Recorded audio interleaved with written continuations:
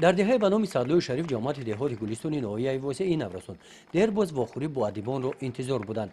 این خواهش آنها عملی گردید و آن روز فرا رسید.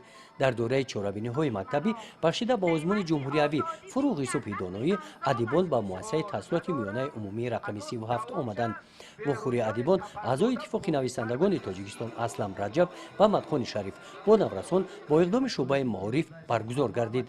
شعرهای مدخان شریف در کتاب‌های صبحی راه، همروز، شب زنده‌دار، افتخار، گلخن واسع، گوشه سخاوت، فیض استقلال، راه امید، طلب روز که در پیروی با استادان نظم مومن قناعت، بازار صابر و لایق شیرالی نوشته شدند او را معرفی نموده است.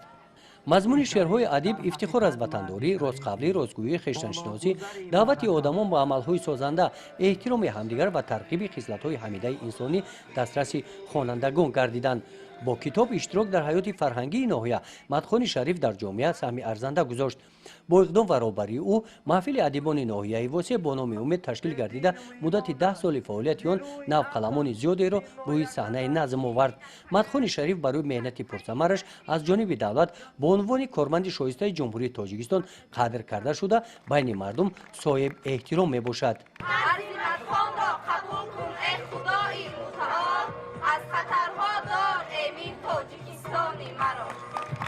در قسمت چهاربینی خوانندگان از اشعار ادیبان کلاسیک و معاصر تاجیک شعرها قرائت نموده مهارت شعرخوانی خود را نشان دادند.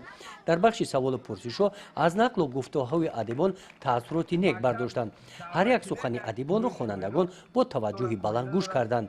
ادیبان از نورستان دعوت به عمل آوردند که بیشتر به کتابخانه‌ها رو بیارند، کتاب خوانند.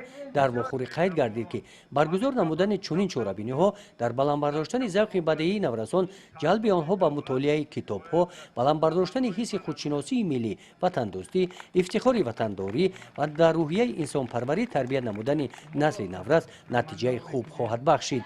در جنبش از جان محفل هنری مکتب از ایجادیات ادیبان شعر و غزل‌ها خواندند. گزارش خواجه نظریف خدای نظر ظهورов از ناحیه واسع برای برنامه اطلاعاتی نوید.